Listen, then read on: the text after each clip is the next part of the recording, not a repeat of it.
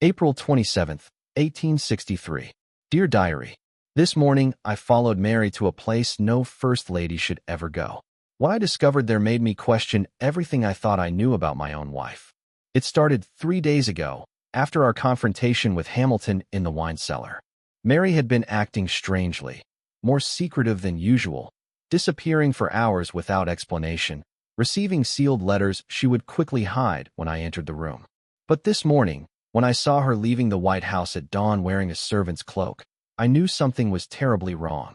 I followed her through the awakening streets of Washington, keeping a careful distance. Mary moved with purpose, clearly familiar with the route she was taking. We passed through neighborhoods I'd never seen her visit, rough working-class areas where the First Lady would normally never venture. She stopped at a small boarding house on the edge of the city, one that looked particularly run-down and unremarkable. After checking the street carefully, she knocked in a specific pattern, 3 quick raps, then 2 slow ones. The door opened immediately, as if someone had been waiting for her. My heart pounded as I watched my wife disappear into that building.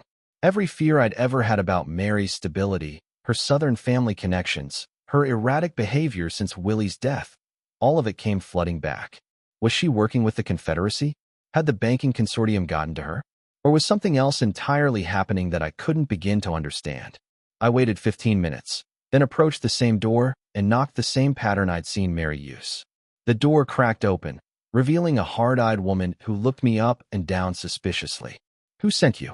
"Mary Todd Lincoln," I said quietly. "I'm her husband." The woman's eyes went wide.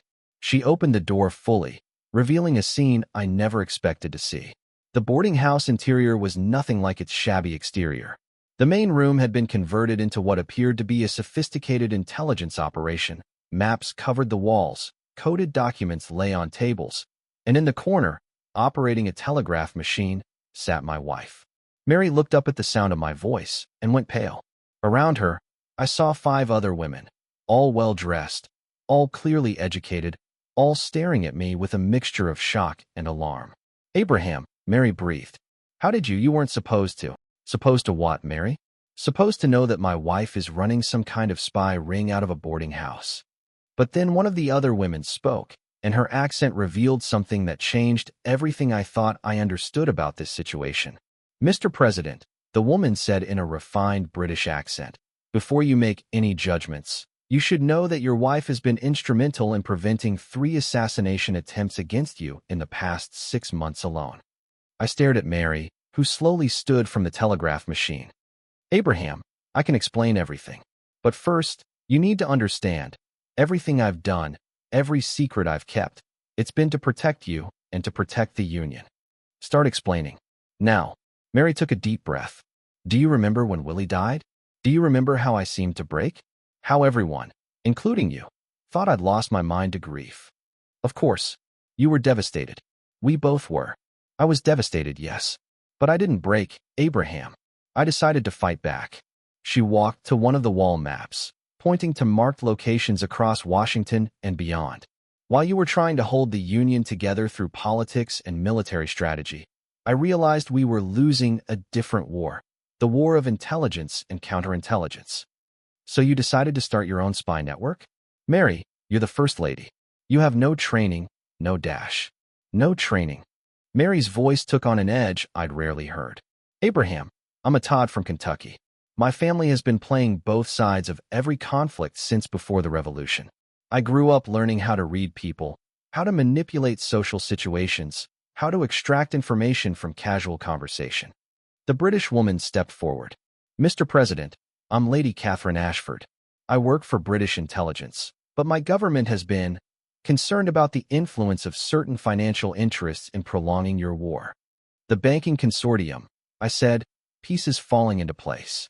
"Precisely. The same men who killed your son have been manipulating European governments as well.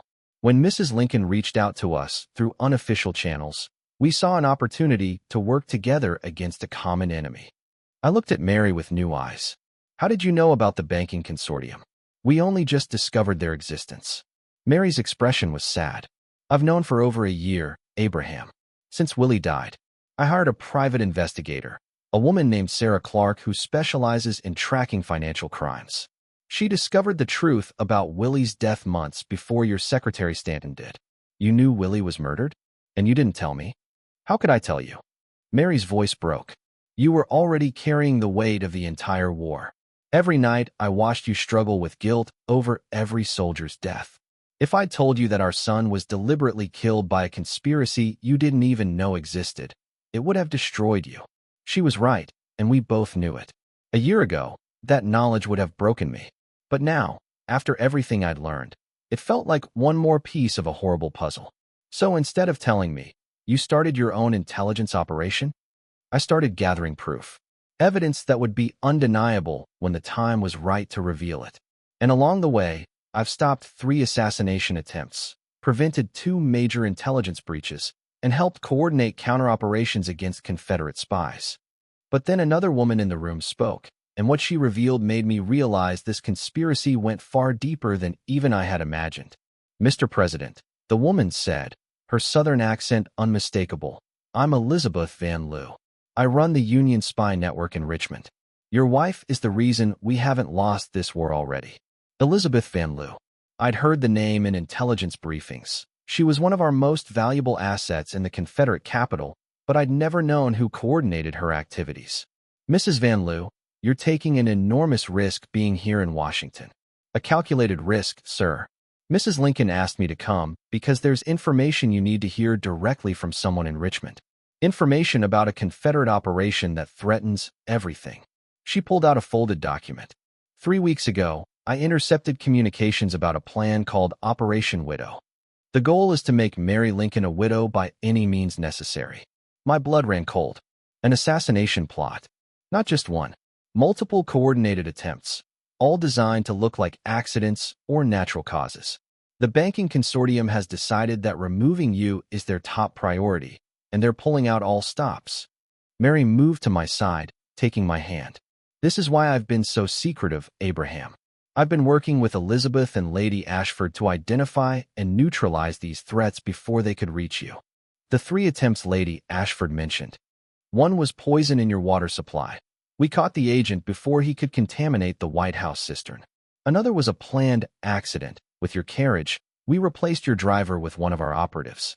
The third was a sniper position near Ford's Theater. Elizabeth's people in Richmond warned us before the assassin could get into position. I should have been angry. Mary had kept enormous secrets, put herself in danger, operated an intelligence network without my knowledge. But looking at her now, I saw not deception but desperate love, a woman who had lost one child and would do anything, risk anything, to protect her remaining family. Mary, I understand why you did this. But working with foreign intelligence, running operations without coordination with our own military, you've put yourself at enormous risk. Less risk than you take every day by simply being president during a civil war, she countered. And as for foreign intelligence, Lady Ashford's government has been more help than harm. Lady Ashford nodded. Mr. President, Britain officially maintains neutrality in your conflict. But there are many in my government who believe that a united America is essential for global stability, and that the banking consortium's manipulation threatens British interests as well as American ones. But then Mary showed me something that revealed just how deep her intelligence operation had gone. She walked to a locked trunk in the corner and opened it with a key she wore around her neck. Inside were hundreds of documents, letters, photographs, financial records, and what appeared to be coded messages. This is everything we've gathered on the banking consortium over the past year. Names, financial connections, political influence networks, assassination plans, and most importantly, proof of their role in Willie's death that would stand up in any court. I rifled through the documents, stunned by the depth and detail. Mary and her network had built a case that would expose not just the conspiracy behind the war, but the individuals responsible for countless deaths, including our sons. Why haven't you used this? Why keep it hidden? Because we don't have them all yet, Elizabeth Van Lew interjected. The banking consortium is like a hydra. Cut off one head and 2 more appear. We need to identify every major player, every political connection, every financial link before we move. Otherwise, they'll simply regroup and continue their operations under different names. Mary pulled out a specific document. Abraham, look at this list. These are United States senators and representatives who are on the consortium's payroll. In this list, these are Union generals whose appointments were influenced by banking interests. I scanned the names, my heart sinking as I recognized several people I considered allies. How many? In Congress? At least 15. In the military? 7 generals that we know of, possibly more. And in my own cabinet. Mary hesitated. That's what we're still trying to determine. Stanton appears to be clean. We've been working with him for the past 3 months. But there are others we're not sure about. The realization hit me like a hammer. The government I thought I was leading was riddled with agents of a foreign banking conspiracy. The military I commanded included generals working against our interests. Even my own cabinet might contain traitors. How do we fight this, Mary?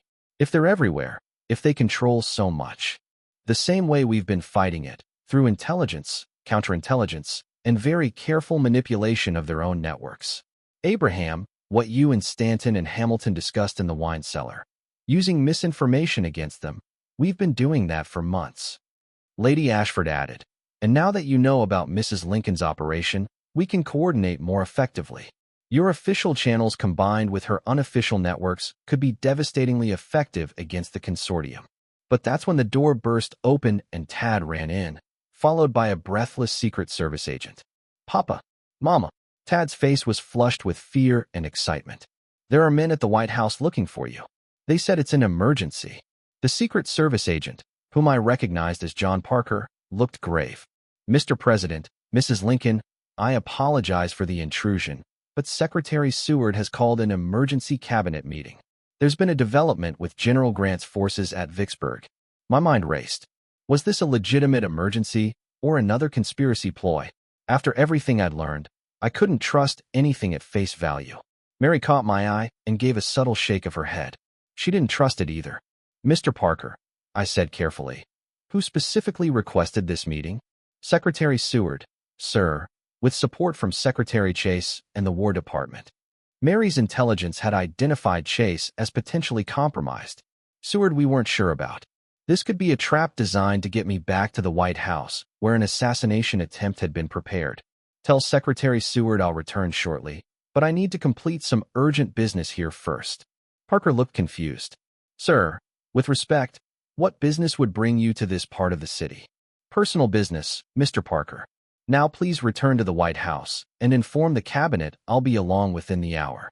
After Parker left, taking Tad with him reluctantly, Mary turned to me. They know you're here. They've been watching, waiting for an opportunity. Then we use that opportunity against them, I said, feeling the same strategic clarity I'd experienced in the wine cellar with Stanton. If they're expecting me to walk into a trap, let's spring it, but on our terms. Elizabeth Van Loo smiled grimly. Mr. President, I think you're starting to understand how this game is played. Over the next 30 minutes, Mary and her network devised a plan. I would return to the White House, but not alone and not unprepared. Lady Ashford would alert British operatives in Washington to monitor all approaches to the White House. Elizabeth would send word to her Richmond contacts to spread false information about my whereabouts. Mary would activate certain assets within the White House staff to identify any unusual preparations or suspicious activities. And Abraham, Mary said as I prepared to leave. No matter what happens in that cabinet meeting, remember, not everyone there is your enemy, but you can't trust anyone completely until we know for certain who's compromised. But as I turned to leave, one of the other women in the room spoke for the first time, and what she revealed changed everything. Mr. President, before you go, there's something else you need to know. About your wife. I turned back. The woman was older, perhaps in her 60s, with sharp eyes that seemed to see through everything. And you are? Rose O'Neill Greenough, sir. Former Confederate agent. My hand instinctively moved toward my pocket, but Mary stepped between us. Abraham, wait. Rose is working with us now. She switched sides after the consortium betrayed her. Switched sides. I couldn't believe what I was hearing. Rose Greenough is one of the most notorious Confederate spies in the war. Was, Mr. President, Rose corrected. Past tense. The same banking consortium that killed your son also got my daughter killed by providing false intelligence that led her into a Union trap. They don't care about the Confederacy any more than they care about the Union. They only care about profit. The woman's pain was genuine. I could see it in her eyes. She'd lost a child to the same forces that had taken Willie. That shared grief created a bridge across the divide of war. So now you're helping us? I'm helping my daughter get justice. If that means helping the Union expose and destroy the consortium, then so be it. Besides, Mrs. Lincoln made me a compelling offer. I looked at Mary. What offer? Full immunity and protection after the war, in exchange for everything Rose knows about Confederate intelligence operations and the consortium's infiltration of Richmond. She's been our most valuable source on Southern political and military planning. I was stunned by Mary's strategic thinking. She'd turned one of our greatest enemies into an asset by identifying shared interests and offering exactly what that enemy needed most. It was brilliant and ruthless in equal measure. Mary, do you realize what would happen if anyone discovered you've been working with Rose Greenough? The same thing that would happen if anyone discovered I'm running an intelligence network, or working with British agents, or coordinating with Union spies in Richmond. I'd be ruined politically and possibly arrested. But Abraham, I don't care about political reputation anymore. I care about stopping the people who killed our son and are trying to kill you. The fierce love in her voice made me understand something crucial. Mary hadn't gone mad with grief. She'd transformed it into action. While I'd been publicly leading the war effort, she'd been privately fighting a shadow war against forces I hadn't even known existed. Mary, I'm sorry for not seeing what you were doing, for not understanding what you were carrying alone.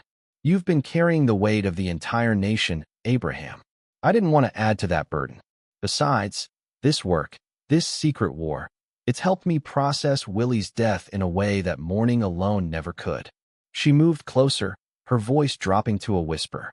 Every spy I've caught, every assassination I've prevented, every piece of the conspiracy I've exposed, it's been for Willie. To make his death mean something, to ensure that the people responsible face justice. R.E. hooked 7. But then a commotion outside interrupted us, the sound of running feet and urgent voices. Lady Ashford moved quickly to the window. We have a problem. Multiple men approaching the building, armed, not in uniform. Consortium agents, Elizabeth said grimly. They found us.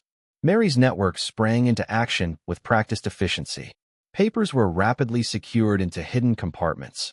Maps were removed from walls. The telegraph equipment was quickly dismantled. Within 2 minutes, the room looked like an ordinary boarding house parlor. There's a tunnel system under this building, Rose said, moving to what appeared to be a solid wall. Built during the Revolution, connects to 3 different exits throughout the city. How many men approaching? I asked Lady Ashford. At least 8, possibly more. They're surrounding the building. We had no choice. As Rose opened the hidden panel revealing stairs leading down into darkness, I heard the front door of the boarding house crash open. Federal agents. Everyone remain where you are. Federal agents. The consortium was using our own government apparatus against us. Mary grabbed my hand as we descended into the tunnel. Behind us, Lady Ashford and Elizabeth covered our retreat, buying us precious seconds. The tunnel was narrow, damp, smelling of earth and age. Rose led us through the darkness with only a small lantern for light. Where does this lead? I asked. 3 options, Rose replied. The Treasury Building, the National Hotel, or the old Capitol Prison. Treasury is closest, but most obvious. National Hotel has good crowd cover. Prison is unexpected, but risky. Treasury, Mary said decisively. We need to reach Stanton, and he'll likely be coordinating from the War Department offices there. But as we moved through the tunnel, I realized Mary had been hiding something even deeper than a spy network. I'd noticed something back in the boarding house room, something that had been bothering me. Among all the intelligence documents, there had been a small portrait frame on Mary's desk, but it hadn't been a picture of our family or Willie. It had been a photograph of a young woman I didn't recognize. Mary, I said as we hurried through the darkness. Who was the woman in the photograph on your desk? She was quiet for a moment. Her name was Anna Ella Carroll. She was my friend, my advisor, and one of the most brilliant military strategists you've never heard of. The consortium had her killed 3 months ago. She'd discovered too much about their operations, and she was helping me build the case against them. The pain in Mary's voice revealed another layer of what she'd been carrying.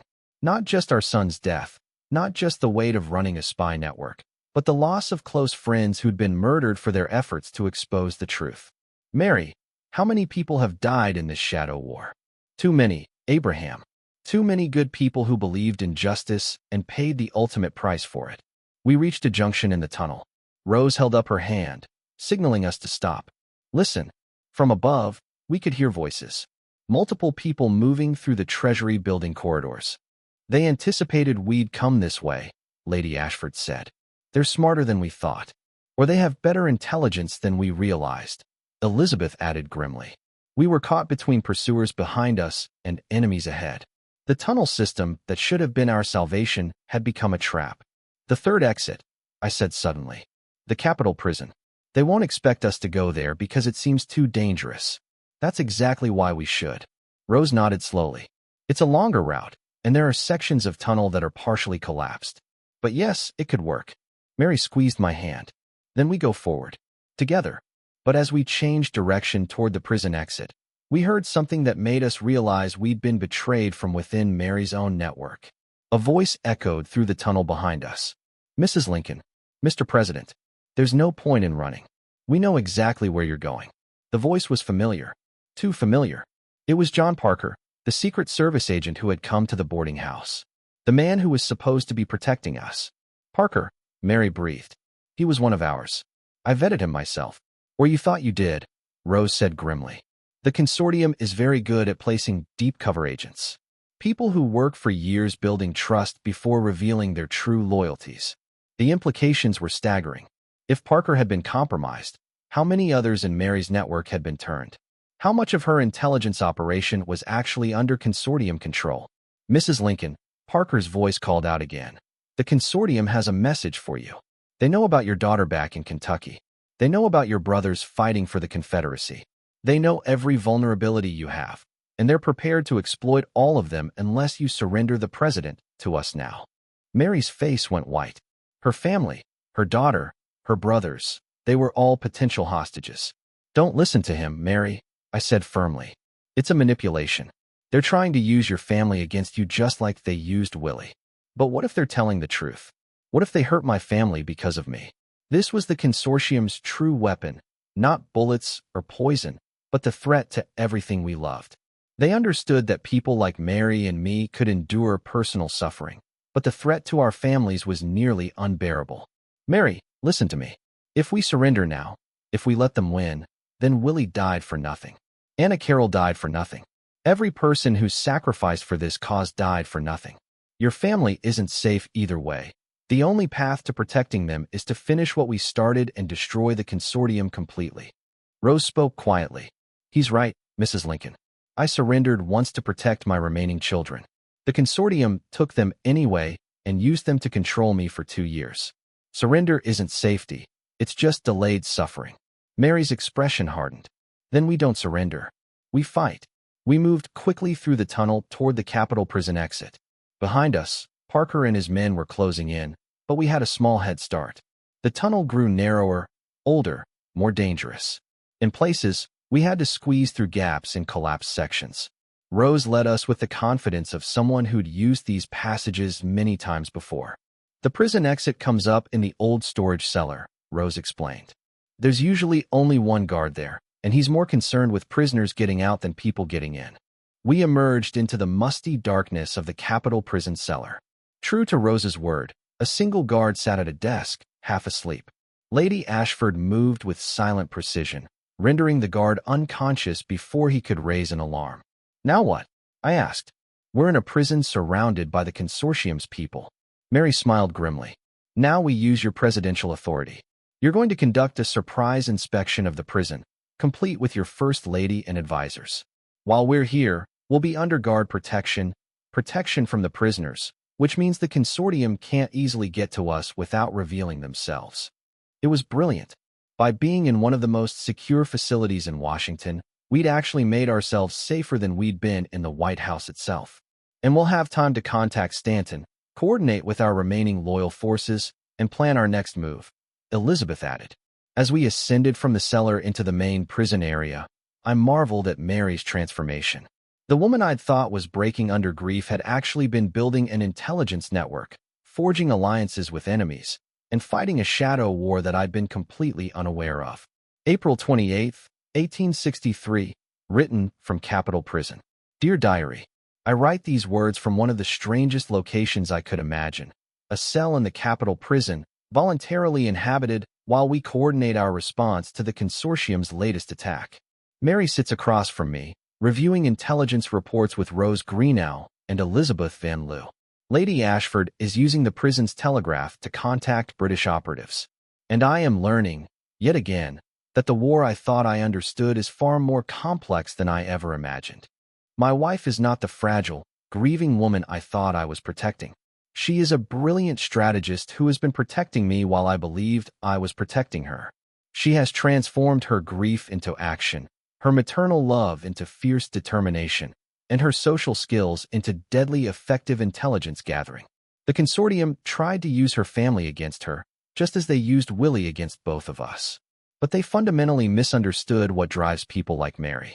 Threats to her family don't weaken her resolve, they strengthen it. Tonight, as we plan our counteroffensive from this unlikely sanctuary, I realize something crucial. I am not fighting this war alone. Mary's network, combined with Stanton's resources, Hamilton's insider knowledge, and Rose's intelligence on Confederate operations, creates a web of resistance against the consortium that they never anticipated. They thought dividing us would weaken us. Instead, it has revealed that resistance to their manipulation exists everywhere, in the Union, in the Confederacy, in Europe, among women and men, rich and poor, all united by the simple belief that profiting from human suffering is evil and must be stopped. Tomorrow, we begin the real offensive. Not just military campaigns, but a coordinated exposure of the banking consortium's operations. Mary has spent a year gathering evidence. Now we'll spend the coming months using it. The men who killed Willie, who murdered Anna Carroll, who threaten Mary's family, who manipulate both sides of this war for profit. They're about to discover what happens when you turn a grieving mother into an intelligence operative and a guilt-ridden president into an avenging father. The candle burns in a prison cell tonight, but in its light, I see hope. Not just for military victory, but for justice, for truth, for accountability. Mary catches my eye across the cell and smiles. Not the society smile she wears for public events, but a fierce, determined smile that says she's ready for the fight ahead. So am I. But our coordinated offensive would reveal something neither Mary nor I anticipated. A member of my own cabinet who wasn't just compromised by the consortium, but was actually leading it.